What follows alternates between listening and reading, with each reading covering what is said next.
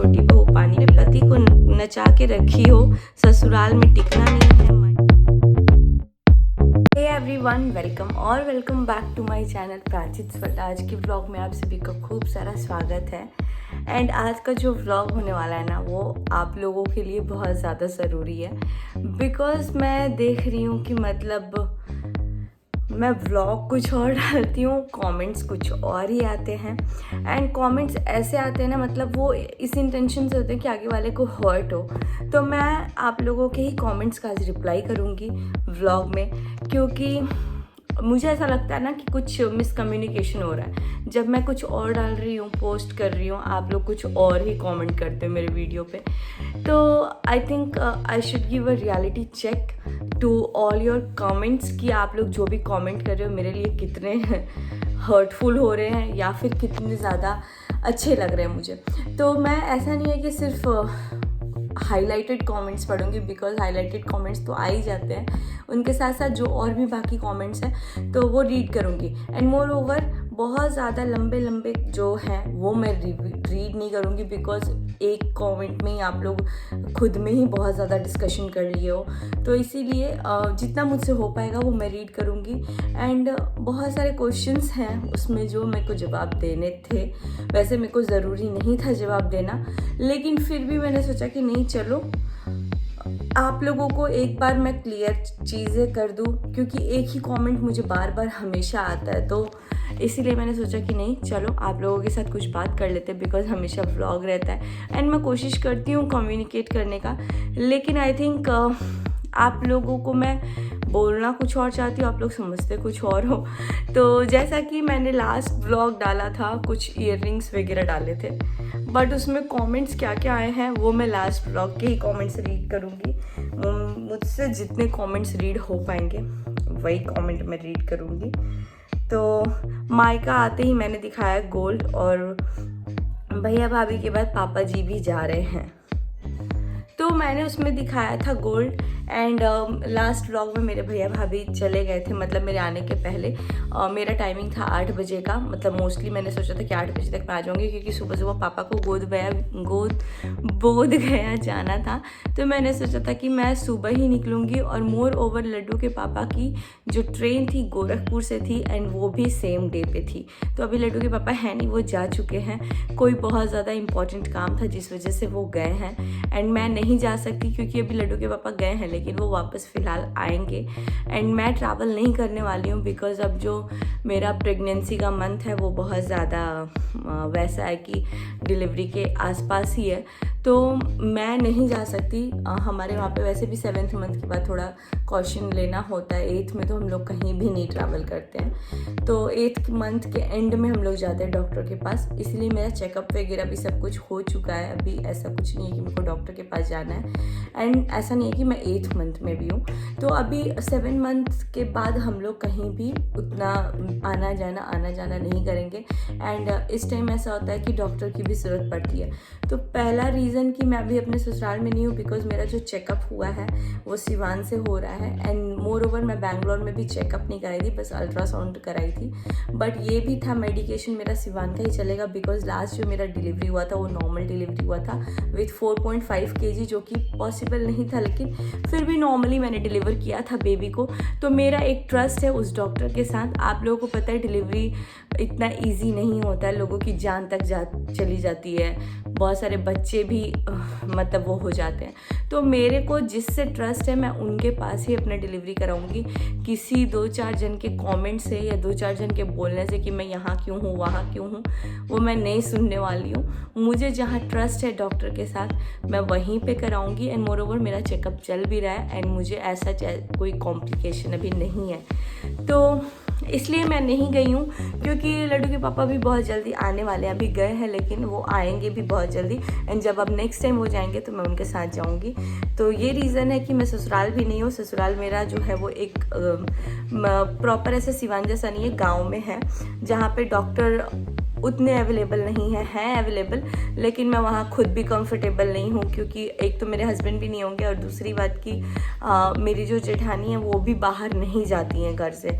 वो भी मतलब उनको वैसे भी नहीं जाती हैं, वो जाती हैं जब तो वो काम वगैरह के लिए ही जाती हैं। एंड हम लोग खुद ही लेडीज़ जो है अपनी साड़ी तक बाहर जाके नहीं खरीदते। जैसे मेरी भाभी अगर यहाँ आती हैं तो वो मार्केट वगैरह जाती है, बट हम लोग नहीं जाते हैं, तो इसीलिए हम लोग खुद ही उतने कंफर्टेबल नहीं हैं। और हाँ, बहुत सारे लोगों का ये डाउट है मेरी सास के बारे में, तो मेरी सास नहीं है।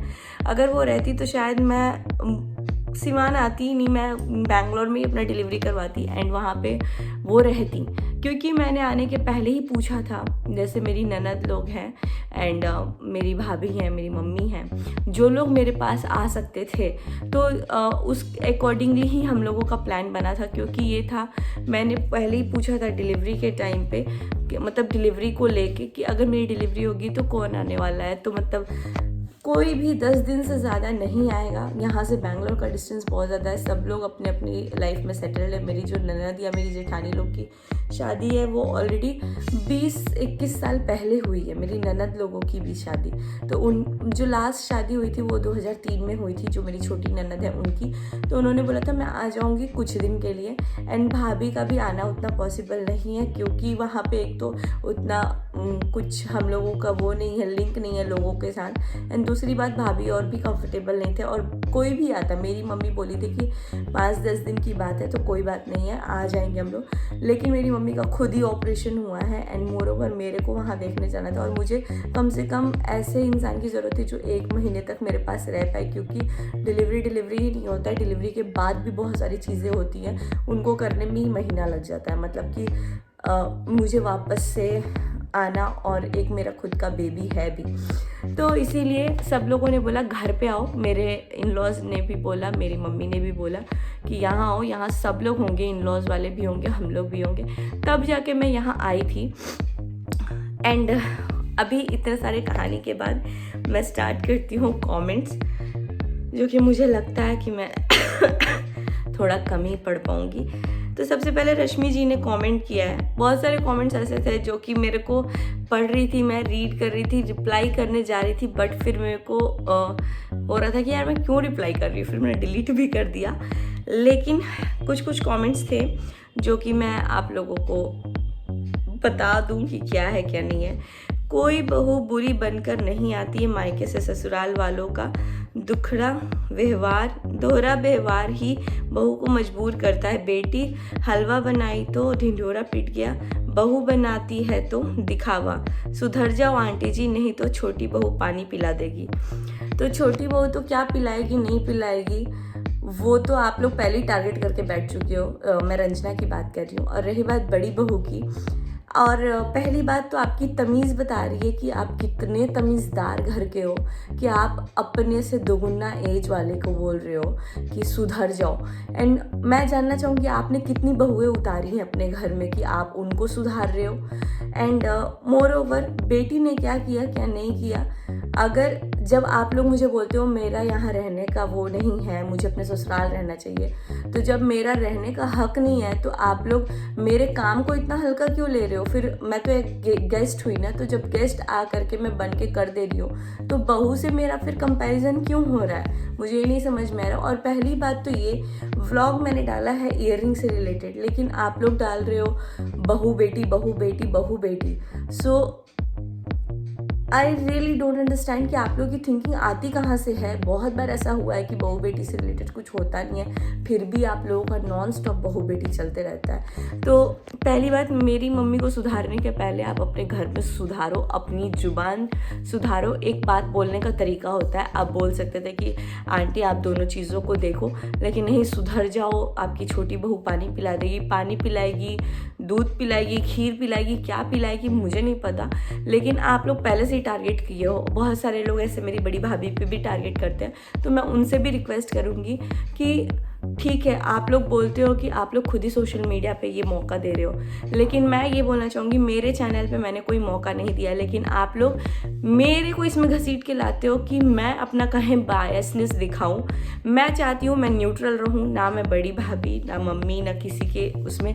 मेरे व्लॉग्स भी उस टाइम नहीं आते हैं जब ऐसा कुछ सिचुएशन होता है घर पे, क्योंकि आप लोग फिर मेरे पे मतलब सब कुछ अटैक करते हो। एंड लिटरली मैं आप लोगों को बोलना चाहूँगी मेरी भाभी के साथ मेरा रिलेशन बेकार नहीं है, मेरी भाभी के साथ मेरे कोई झगड़े नहीं है, हम दोनों की बॉन्डिंग अच्छी है। लेकिन आप लोग इतना कंपैरिजन करते हो, इतना कंपैरिजन करते हो। एंड मोर ओवर अब तो मैं इस चीज़ के लिए श्योर थी कि रंजना को आप लोग करने वाले हो, तो गो अहेड, क्योंकि आप लोग के कंपैरिजन तो भाई माशाल्लाह, मैं कुछ बोलना नहीं चाहूँगी। उसके बाद भी सोनल मौर्य ने कमेंट किया है, जैसे तुम अपने पति को नचा के रखी हो, ससुराल में टिकना नहीं है, मायके में ऐसे पड़ी रहती हो। और मनीषा अगर मायके चली जाए तो कलेश शुरू। तो पहली बात, मेरी भाभी अभी मायके गई थी, कौन सा कलेश हुआ था ये मुझे नहीं पता। दूसरी बात, मैं अपनी पति को नचाती हूँ, अगर मेरे पति को नचाती ना तो आज वो यहाँ मेरे साइड में बैठे होते अपना सारा काम धाम छोड़ करके। अब मेरे ससुराल में वो रहते हैं, अपने फैमिली को वो देखते हैं, वहाँ बेंगलोर में रहते हैं, वो हम लोग को देखते हैं, वहाँ से भी फैमिली को देखते हैं। हम लोगों की फैमिली में जब भी ज़रूरत पड़ती है हर 2 महीने पे, आप लोगों को पता होगा घर पे आना इतना पॉसिबल नहीं होता है, और वो भी हम लोग बेंगलोर रहते हैं, घर के इतने पास नहीं रहते। 2 दिन हम लोग ट्रैवल करते विथ अ बेबी, एक किड के साथ हम लोग ट्रैवल करते, जो कि पॉसिबल नहीं है। उनका वर्किंग है, वो जॉब करते हैं, उसके बावजूद भी हम लोग इतना फैमिली के लिए टाइम निकालते कि हर 2-3 महीने पे हम लोग घर आए, जब जब ज़रूरत पड़े। लास्ट हम लोग आए थे जब मेरे भैया भाभी और सब लोग को वैष्णो माता जाना था, तो हम लोग घर देखने के लिए आए थे। तो वो अपनी फैमिली को लेके चलते हैं। अगर मैं न चाहती ना, तो जैसे बाकियों के पति होते हैं हर चीज़ में साइड में, वैसे मेरे पति साइड में रहते। मैं उनकी रिस्पेक्ट करती हूँ, वो मेरे डिसीजन की रिस्पेक्ट करती हूँ। उसका मतलब ये नहीं कि नचा रहे हैं। अगर इतना नचारी होती ना, तो मैं तो ये बोलूँगी आप भी नचाओ, और अगर हो पाए तो आप भी रहो अपने मायके।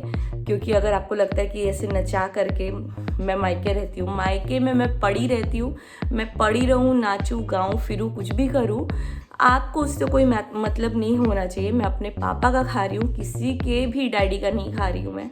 एंड अभी तो मेरे माँ बाप जिंदा है, तो मेरे को जब तक मन करेगा मैं तब तक रहूँगी, चाहे मैं साल भर रहूँ, चाहे मैं 5 साल रहूँ, चाहे मैं 10 साल रहूँ। आपको इसमें आपत्ति होने की कोई ज़रूरत नहीं है। जब मेरे पति, मेरे ससुर, मेरे ससुराल वाले और मेरे मायके वाले को आपत्ति नहीं है, तो आप अपनी आपत्ति अपने जेब में रखें। और हो सके तो जब आपकी शादी हो जाए, अगर आप अनमैरिड है तो, क्योंकि अनमैरिड को ही पता नहीं होता है मायके की वैल्यू और ससुराल की वैल्यू। तो अगर आप अनमैरिड है तो जब आपकी शादी होगी, आप कभी मायके अपने पलट के मत देखना, चाहे आपके माँ बाप की कितनी भी तबीयत खराब हो, चाहे आपको कितनी भी ज़रूरत हो। मेरे को ज़रूरत है, मेरे माँ बाप को ज़रूरत है, मैं यहाँ आती हूँ। मेरे माँ बाप ने मेरे को एक बेटे से कम नहीं पाला है। आज भी मैं अपने मम्मी पापा की रिस्पॉन्सिबिलिटी उठाती हूँ। हाँ, मैं फाइनेंशियली हर एक चीज़ नहीं करती हूँ, बिकॉज मेरे पापा मम्मी उतने कैपेबल हैं कि वो करते हैं। एंड मोर ओवर मैं नहीं चाहती हूँ, मैं चाहती हूँ मेरा ससुराल और मायका दोनों बना रहे। इसीलिए मैं कुछ ऐसी चीज़ें नहीं करती हूँ जिससे कि मेरे ससुराल वाले मायके पे ब्लेम करें, मायके वाले ससुराल वाले पे ब्लेम करें। एंड जहाँ पे ज़रूरत पड़ती है वहाँ पे मैं खड़ी रहती हूँ, चाहे बॉडी वाइज, चाहे फाइनेंशियली, चाहे जिस चीज़ से भी। तो आप लोगों को जो आपत्ति है आप अपने पास रखिए। एंड वर्स्ट चीज़ ये है ना कि गर्ल होके आप गर्ल को डिसग्रेड कर रही है। तो ये तो पहला ही कमेंट था।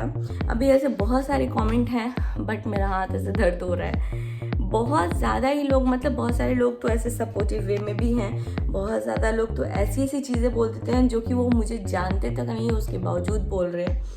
एंड नेक्स्ट तबस्सुम जी ने बोला ब्यूटीफुल गोल्ड, तो thank you so much. Tejas ने बोला है, तेजस जी ने beautiful gold, thank you so much. Shalu ji ने बोला है राधे राधे बहना, राधे राधे। नेक्स्ट है सना खान वीडियो। तो सना जी ने जो कमेंट किया है ना, वो मेरे से रिलेटेड तो है ही नहीं, मेरे भाई से रिलेटेड है।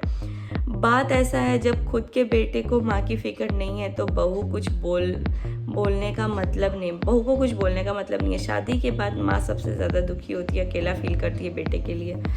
तो ये कमेंट पे मैं कुछ अपनी टिप्पणी या चर्चा नहीं करना चाहूँगी, बट मैं इतना ही रिक्वेस्ट करूँगी, ये चैनल मेरा है, मैं इसमें आती हूँ, ना मेरे पति ना मेरे मैं बहुत कम लोगों को इसमें इन्वॉल्व करती हूँ। तो जिस व्लॉग में आप जिसको देखते हो आप उसके बारे में ही बात करो। मैं इस व्लॉग में भैया भाभी कोई थे नहीं, मम्मी का मैंने कुछ ऐसा बात ही नहीं शेयर किया कि आप लोग मम्मी और भैया भाभी के रिलेशन पे वो करो। मम्मी क्या दुखी है, मम्मी क्या खुशी है, वो मम्मी जानती है। और हाँ, बाकायदा मम्मी का खुद का एक चैनल है, तो आप उस पर जाके कमेंट कीजिए, या भैया के उस पर कमेंट कीजिए, मेरे उस पर मत कीजिए। बिकॉज हर तरीके से कहीं ना कहीं मनीषा, सचिन, मम्मी को समझाओ, प्रिंस को समझाओ, तो मेरा यही काम नहीं है। मैं खुद का एक व्लॉग कर रही हूँ, मेरी बेसिक नेसेसिटी है जिसकी वजह से मैं व्लॉगिंग कर रही हूँ।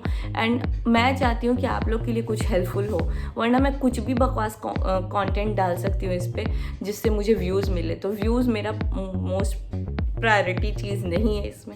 मैं चाहती हूँ आप लोग कनेक्टेड रहो। और पता नहीं, जो मुझे इतने दिन से फॉलो कर रहे हैं वो तो जानते होंगे कि मैं क्या हूँ, कैसी हूँ, क्या नहीं हूँ। बहुत ज़्यादा ही लंबा चौड़ा है। आई थिंक आज के व्लॉग के लिए इतना काफ़ी था, बहुत ज़्यादा मैंने बोल दिया। और मुझे इसके बाद भी बहुत सारे कमेंट्स हैं जिनके जवाब देने हैं ताकि उन लोगों को समझ में आए। बट मैं इतना ही रिक्वेस्ट करूँगी, एक लड़की हो कि लड़की को आप डाउनग्रेड कर रहे हो।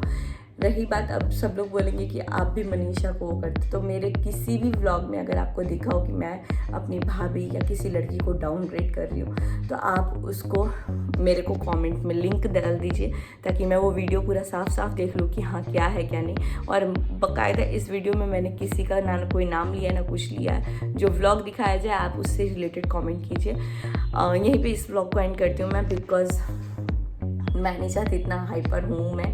एंड जिन लोगों को दिक्कत है मेरे मायके रहने से, तो मेरी खुद की प्रेगनेंसी है जो कि मेरी सबसे प्रायोरिटी चीज़ है। आप लोगों के थॉट्स मेरे लिए मैटर नहीं करते हैं अगर आप मेरे को इस सिचुएशन में नहीं समझ सकते हो कि मैं क्या हूँ, क्यों हूँ, कैसी हूँ। तो अभी मैं प्रेग्नेंट हूँ, जो कि मेरी डिलीवरी का डेट भी बहुत ज़्यादा ही पास आ रहा है अब। तो मेरा यहाँ रहना ज़रूरी है। मेरे घर वालों को दिक्कत नहीं है, ना मेरे भैया, ना मेरे भाभी, ना मेरे जेठ, मेरी जेठानी, मेरे ससुर जी, ना मेरे पति, ना मेरे माँ बाप।